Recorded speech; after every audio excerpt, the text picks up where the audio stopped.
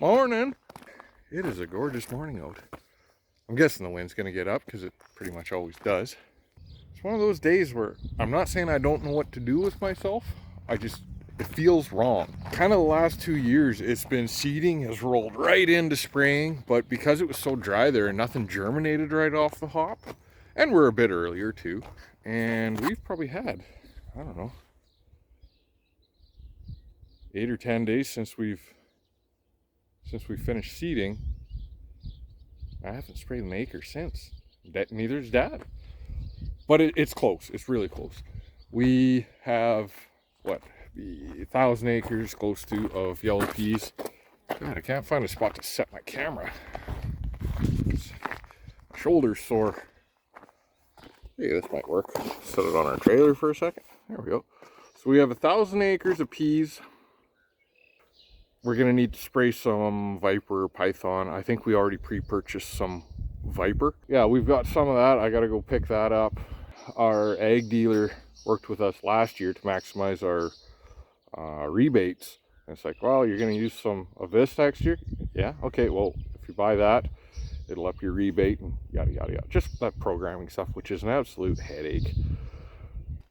Gonna get the water trailer figured out. Getting it loaded up with chemical. You know, just doing some logistics, because right now we like to, as much as we can, we like to leave the water trailer in one spot, and usually that's right here or down at my uncle's.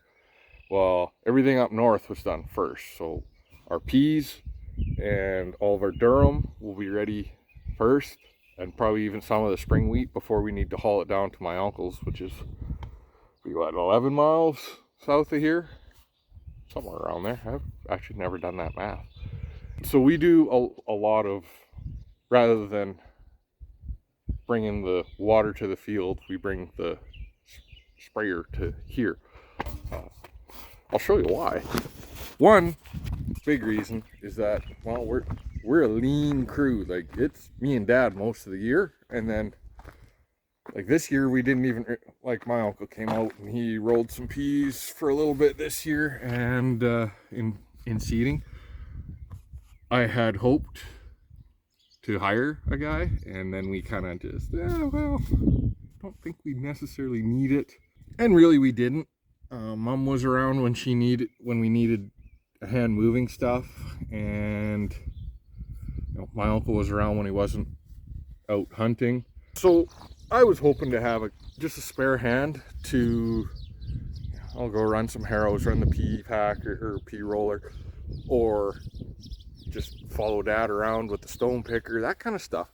Well, because it was so dry and nothing germinated right off the hop, nothing was growing right off the hop, I had lots of time to do that, including this last week.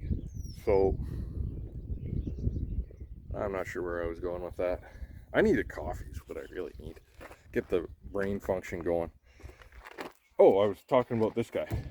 Because we're a lean, mean crew, I like to do as much automation as possible. Thought I'd show my autofill setup and the progression of it over the last couple of years that we use for spraying. In my first year, all that we would do is we'd throw a garden hose in the top of that tank, and it worked out pretty close.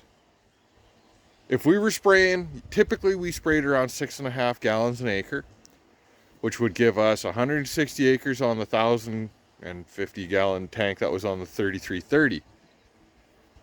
And that was very sustainable, provided we had no problems.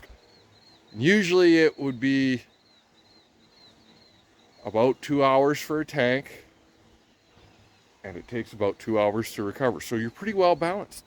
Problem is, if you had any sort of issue, that 3330, sometimes you would have GPS issues, or say you had some plugged up nozzles that you had to get out and change, or if you were far away. So this guy right here was the first draft. This is more of a proof of concept than anything.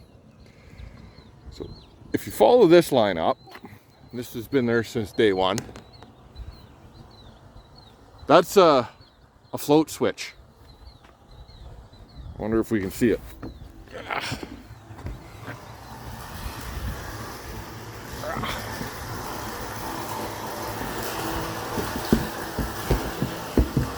Ooh, water's getting a bit scummy. That's not good. But that float switch, if you can hear the water, when it hangs, it makes contact. And that contact sends power through the solenoid valve. If it inverts, it stops. And then, as it falls down again, it starts. That's my autofill setup. Wow, we need to take a look inside that tank.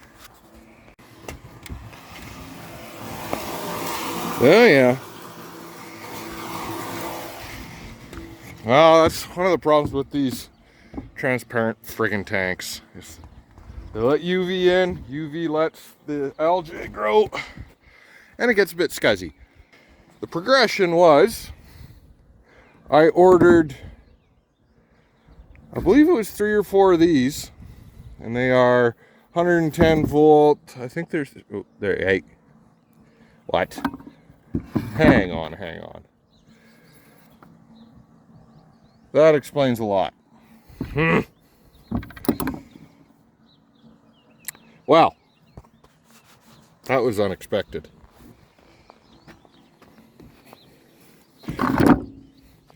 When I ordered these, they were supposed to be 3/4 inch, 110 volt, normally closed solenoid valves. They sent me 220s. That makes a lot of sense. So the first iteration, the prototype, was essentially this into there. I wanted it to flow at about 500 gallons an hour, which is what the garden hose does. One of my concerns was that sometimes solenoid valves don't do full open internally. I wanted it to act as if there's no restriction. I wanted the same flow rate out of that end of the hose as this end. When I tested it, it was about 40% low. So I teed off and I put this second run in. I'm wondering if the fact that those are 220 instead of 110 means they were only opening halfway up. I couldn't get any 1-inch at the time, any 1-inch 110 volt. So I ordered these, and it's not that way for a while, but last year I decided to build an autofill for that guy, and I wanted it in, finally they had 1-inch, actually I built the same one over here, they finally had 1-inch 110 volt, and these ones are the right size and voltage. This guy worked fine for about 2 years, and she got retired this spring because there's one morning where they were saying it was going to be like 0 overnight, and it hit -6, and this guy froze, and it didn't rupture any pipes or nothing. It stripped all the brass thread off the inside of that. And it was quite lucky because I had been to the yard, and then I think we were seeding over that way. And I came back to the yard, and all of a sudden there's water here. Not much, like maybe 100 gallons. I doubt it had been going for any more than 15 minutes. So that was lucky timing, but yeah, that had blown off. However, no harm, no foul, really, because I had that guy built. Here's how the system works. If there's no power in this solenoid valve, it is closed. Like I said, they call it a normally closed. The opposite is a normally open, as in it's open until there's power. They're used in many different functions. Stuff like this, filling something, or you can do it the opposite way, as in draining something, which would be just You wire this float. This float has 3 cables, and you can wire them differently. One to be a fill, so it contacts until it floats and then it opens. Or you can do it the other way, where it's open until it floats, then it contacts. That's the switch, the float switch. The solenoid valve is 110 volts, so make sure. I went 1 inch because I want to be able to potentially tee off. We have an old watering bowl right over there, another one 150 yards that way, or there's one in, not a watering bowl, but there's a 1 inch hose out in the shop. Regardless of where we start parking the next iteration of whether it's a big tank or a tanker trailer or something like that, I want to be able to use 1 inch hose. 1 inch, 110 volt, normally closed, as in no power, no flow. These will actually allow the hose to drain, so it's best to do a top fill setup. The pressure of this actually helps close, so your in pressure helps close that valve, helps it to seat. But if when we go to move, we'll unplug that, and if we undo this connection, which we usually have to do, it'll drain back whatever's in the hose, the fill line. How did I wire it?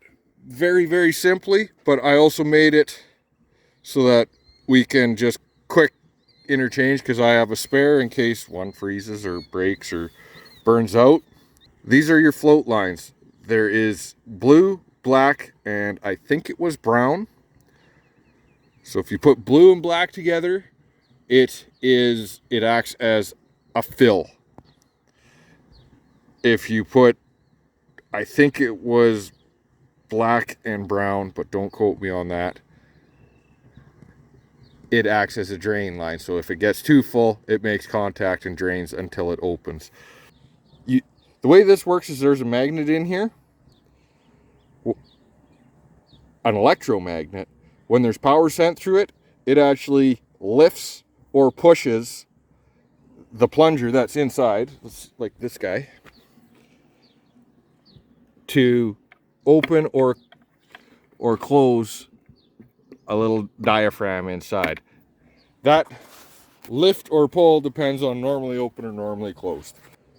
When there's current going through, it doesn't matter which way it's going through, that magnet activates. So I've got my 110 volt in, 110 volt out. It doesn't really matter how you could look at it going in and out. It doesn't really matter. But this is essentially just a light switch. When that guy gets too low, the switch gets flicked on. When it gets too high, just over 1400, it gets switched off. That's all there is to that system. You might say, well, if there's no power, you got a problem. I do have a problem if there's no power. If there's no power, there's no well water, because this is on a pump,